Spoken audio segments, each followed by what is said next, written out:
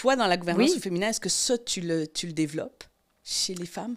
Oui, alors ça, moi, j'en parle énormément. Ouais. Le fait qu'il faut prendre le temps de reconnaître les gens dans notre réseau, pas seulement parce qu'elles peuvent nous aider, mais aussi parce que nous pourrions ou nous voudrions les aider, et vraiment avoir une approche bienveillante. Et je trouve que les hommes ont cette qualité de renvoyer l'ascenseur beaucoup plus facilement que les femmes.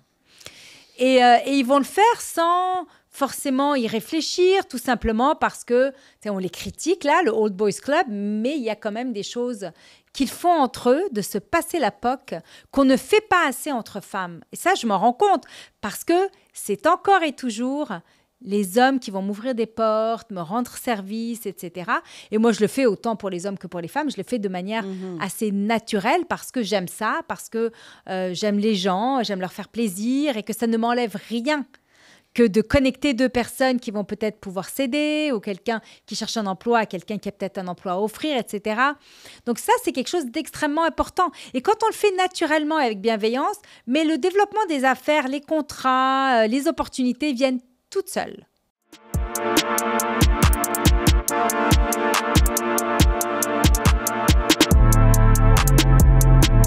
OK, intéressant. Puis tu vois, ce que tu m'amènes, puis moi, ça m'amène ma réflexion par rapport à moi, comment je pense le leadership aussi, c'est tout cet équilibre entre le féminin et le masculin. C'est pas forcément homme-femme, hein, mais moi, c'est cet équilibre féminin-masculin. Puis je pense que le féminin, dans de la gouvernance au féminin, oui. Il y a aussi apprendre à être plus masculin aussi pour les femmes. Oui. Donc, d'aller chercher les valeurs plus masculines dans ce féminin-là qu'on a. Et puis, je pense qu'il y a cette... Moi, ça me fait penser, ça me fait référence à ça aussi, d'apprendre à être un peu plus masculin, dans les valeurs ou d'aller chercher. Écoute, je te dirais que les hommes doivent aussi apprendre à être plus féminins. Exact. Donc, je te dirais que c'est cet équilibre du leader ou de la leader, peu importe, homme ou femme ou non-binaire, qui va reconnaître les clés du leadership qui vont l'amener à atteindre son objectif ou à le dépasser. Et pour ça, d'embrasser les qualités de leadership, qu'elles soient typiquement féminines ou typiquement masculines, qui vont l'aider à atteindre ces objectifs-là. Alors, je t'ai parlé de ce que je pense être un plus masculin en général, mais il y a aussi le plus en général féminin. Et encore une fois, je ne mets pas tout le monde dans le même panier parce qu'il y a des hommes qui ont un côté féminin plus développé, il y a des femmes qui ont un côté masculin plus développé. Mais ce qu'il faut, c'est réussir à équilibrer les deux et aller chercher les qualités masculines et féminines, parce qu'il y a aussi les défauts. Et on n'a pas besoin d'aller chercher les défauts, on peut les laisser de côté. Mais dans les qualités typiquement féminines, il y a l'écoute active, il y a le leadership très empathique, très démocratique. Cette empathie est tellement importante, surtout avec les générations plus nouvelles d'aujourd'hui, qui s'attendent à ce qu'on les écoute, à ce qu'on les comprenne, à ce qu'on les reconnaisse. Et donc, les femmes ont vraiment un rôle important à jouer. Et puis, lorsqu'elles sont en mesure de garder, de préserver ces qualités-là ou de les développer, parce que ce n'est pas inné chez toutes les femmes, et qu'en plus, elles s'intègrent des qualités de leadership typiquement masculin, ce leader-là ou cette leader-là va être vraiment le leadership résilient de demain. Ah, moi, j'y crois aussi. Puis c'est là où ce qui est intéressant dans la gouvernance au féminin aussi, c'est parce que j'y ai été souvent. Et il n'y a pas juste que des femmes. Là, on parle femmes. Il y a des hommes aussi. C'est ça que moi, j'apprécie dans ton organisme, c'est qu'il y a des hommes aussi. Puis c'est cet équilibre-là, moi, je trouve qui est intéressant. Parce que reproduire le girl power, oui. Tu sais, je veux dire, c'est reproduire le boys club au féminin, je suis moins d'accord avec ça. Et ça, je trouve que c'est justement arriver à une nouvelle façon un nouveau leadership par rapport à ça. Mais écoute, Stéphanie, je pense que c'est extrêmement important ce que tu es en train de dire, le fait qu'on doit s'entourer d'hommes et de femmes. C'est que quand on dit qu'un conseil d'administration ou que la haute direction d'une entreprise doit avoir des femmes, doit avoir des personnes issues de la diversité, c'est parce qu'on reconnaît que c'est le groupthink, c'est-à-dire tout le monde qui pense de la même manière, qui va prendre le dessus sinon. On ne veut pas ça.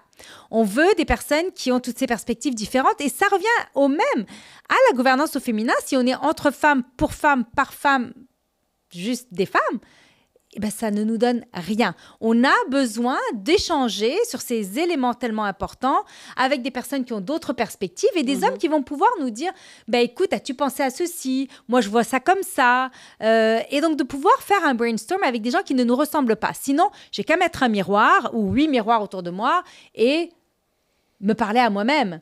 Et je pense que c'est ça qui est essentiel. Puis, n'oublions pas une chose importante, c'est que si 5% ou même pas 5% de femmes sont PDG, ou de PDG sont femmes, 95% des PDG sont des hommes. Ça veut dire quoi? Ça veut dire que les cordons de la bourse et le pouvoir résident encore avec les hommes.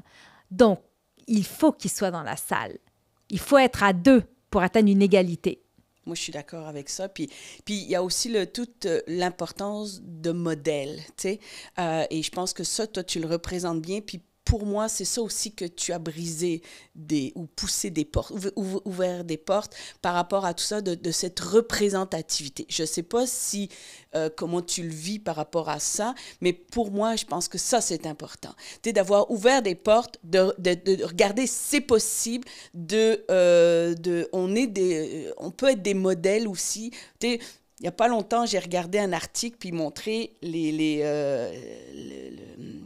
la première page d'un livre d'affaires, enfin d'une revue d'affaires, puis c'était que des hommes, tu sais, puis d'affaires pour des entreprises cotées en bourse, puis tout ça. Puis ça aussi, c'est comme, ben, ça montre que, puis il n'y avait pas de minorité non plus. Là, voilà. Tu sais, donc, tu sais, je veux dire, on parle de minorité, on parle de diversité. Moi, je pense que d'avoir cette représentativité, c'est extrêmement important. Donc, merci d'avoir ouvert ces portes. Mais moi, ça me touche énormément quand il y a des femmes issues de minorités. Bon, moi, je suis libanaise, mais il peut y avoir il peut y avoir des femmes de n'importe quelle origine, mais juste le fait, beaucoup d'Haïtiennes souvent qui vont me contacter. J'ai un gros réseau parmi la communauté haïtienne, beaucoup de femmes arabes de n'importe quelle région du monde, que ce soit d'Afrique du Nord ou du Moyen-Orient, des femmes indiennes, etc. Enfin, peu importe, des femmes qui me disent merci de représenter des femmes qui ont vécu des difficultés, des femmes qui ont vécu une jeunesse hors du commun, qui se retrouvent ici, sans réseau, sans connexion, puis qui tout d'un coup se retrouvent au top 100 des femmes les plus influentes au Canada, au top 100 des entrepreneurs qui changent le monde, et puis la liste est longue, et mon but n'est pas de dénumérer ça, mais de dire que ça frappe l'imaginaire pour ces femmes-là qui se disent, bon, j'arrive, je vais essayer de m'intégrer dans cette société québécoise qui est très accueillante, mais qui peut faire peur pour quelqu'un qui arrive d'ailleurs, puis qui voit que, ben non, il y a tout à fait, lorsqu'on a la détermination requise, il y a tout à fait moyen de se démarquer. Puis je mets une petite précision aussi de plusieurs choses. Tu pourrais aussi représenter, effectivement, le fait d'arriver d'un pays autre, le réseau n'est pas là. C'est tout à construire. Oui. Donc, tu sais, je veux dire, c'est un défi supplémentaire. Ça, on est d'accord là-dessus. C'est énorme. Tu n'as pas maman ou papa qui connaissent quelqu'un ou autre. Donc, c'est vraiment beaucoup de travail. Et je rajouterais même aussi, tu es une maman qui a élevé 2 enfants aussi toute seule. Oui. Donc ça aussi, le fait d'être monoparentale aussi par rapport à ça, ça démontre aussi autre chose qui fait que tu peux le faire, puis on est capable de le faire.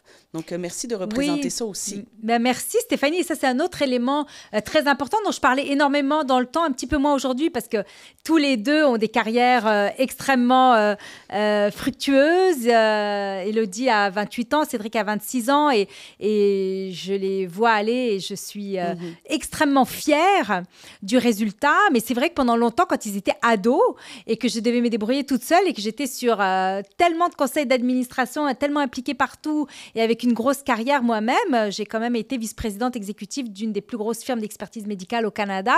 Donc une période où j'avais beaucoup de voyages et j'avais beaucoup de responsabilités.